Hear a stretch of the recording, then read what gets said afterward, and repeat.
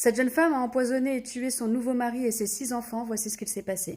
Les faits remontent au 16 septembre 2025 dans le village de Delga, dans le gouvernorat de Minya en Égypte. Il s'agit de Hajer, elle est âgée de 24 ans au moment des faits. Pour revenir un petit peu sur l'histoire de cette jeune femme, il faut savoir qu'à l'âge de 18 ans, elle a épousé un premier mari qui n'est autre que son cousin puisque c'est le fils de son oncle. Le mariage avec son cousin est un échec, il ne dure que 3 mois, ils ne s'entendent absolument pas et donc à l'issue des 3 mois, le divorce est prononcé.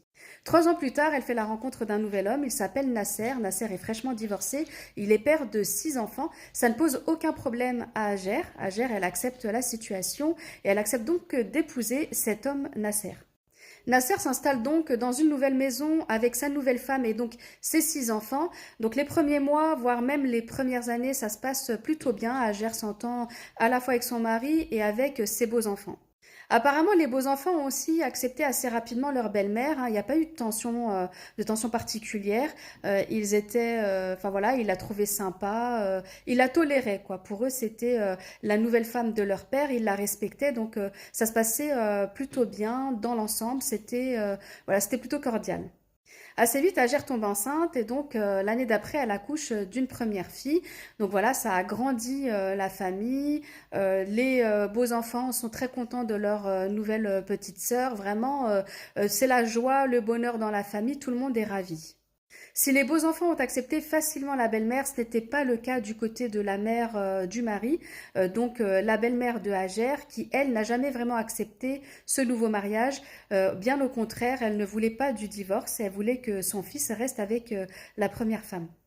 La mère de Nasser va finir par avoir son fils à l'usure, donc il va finir par suivre son conseil, il va se remarier avec la première femme tout en conservant son deuxième mariage avec Hajer parce que il la trouve de toute façon sympa, enfin le mariage se passe bien avec elle, elle s'occupe bien de ses enfants, de la maison et tout, donc c'est vraiment une bonne épouse pour lui, donc il ne veut pas divorcer de Hajer, donc ils ont trouvé en fait ce moyen-là avec l'accord de sa première femme, donc il se remet avec elle tout en gardant Hajer. Il va donc trouver une nouvelle maison pas très loin de chez lui pour installer sa première femme, la mère de ses enfants, avec laquelle il va passer donc une semaine. En fait, une semaine sur deux, il est avec ses enfants chez la première femme, donc la mère des enfants, et la semaine d'après, il retourne chez lui auprès d'Hajer avec ses 6 enfants. Hajer n'a jamais accepté cette situation, elle n'a jamais voulu en fait qu'il se remette avec la première femme, elle n'a jamais donné son accord, elle n'a jamais voulu le partager donc avec une autre. Donc voilà, les tensions sont vraiment présentes entre elle et son mari. Avec sa belle-mère, c'est encore pire en fait, elles se sont jamais vraiment entendues, hein. La mère, enfin la grand-mère des enfants, elle n'a jamais accepté de toute façon Hajer, donc les relations ont toujours été distantes et froides. Nasser, le père des enfants, étant agriculteur, il a toujours, en fait, sur sa terrasse chez lui, des insecticides, la mort aux rats, ce genre de substances toxiques. Et donc, le soir des faits, Hajer, elle décide tout simplement de préparer le dîner comme à l'accoutumée. Et ce soir-là, elle fait du pain maison. Et dans la pâte, elle va mettre enfin, en grosse quantité de la mort aux rats.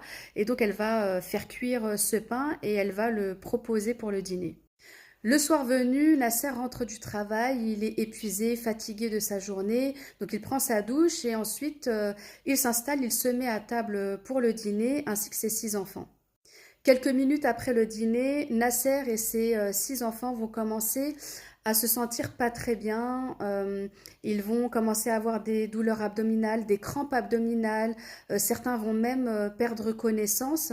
Et là, Hajer, elle n'a pas d'autre choix en fait que de contacter les secours, l'ambulance. Les secours arrivent vite sur les lieux et toute la famille est transportée à l'hôpital d'urgence.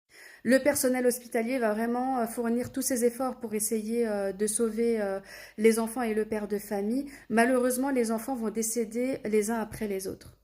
Nasser va être le dernier à décéder et à partir de là, les infirmiers et les médecins vont commencer à se poser des questions, ils vont trouver ça très louche. D'ailleurs, ils vont immédiatement, enfin ils vont demander au médecin légiste d'autopsier tous les corps. Et le rapport du médecin légiste va déceler, en fait, va révéler que ils ont tous été empoisonnés. En fait, ils ont avalé une substance toxique qui a entraîné la mort. Et donc, c'est à la suite de ça que Hajer va être interpellé par la police pour être interrogé. Hager admet immédiatement les faits, elle reconnaît les faits, donc elle s'en cache pas, et elle dit tout simplement qu'effectivement elle a empoisonné son nouveau mari et ses 6 enfants par jalousie. Elle n'acceptait tout simplement pas qu'il se remette avec la première femme, donc la mère des enfants. Enfin voilà, elle n'a pas accepté la situation, qu'elle était jalouse, elle voulait pas le partager, et donc enfin voilà, elle a préféré tuer toute la famille. Apparemment, elle aurait aussi préparé un pain pour la mère des enfants, mais celle-ci, elle l'aurait jeté à la poubelle, donc elle n'a pas consommé son pain, ce qui fait qu'elle n'a pas été empoisonnée. À la suite de ses aveux, Hager a été immédiatement envoyée en détention préventive. Entre-temps, elle a accouché donc d'une deuxième fille et elle a obtenu l'accord du juge pour garder sa fille avec elle en cellule pour l'allaiter. Elle sera jugée au mois d'octobre et elle risque la peine capitale.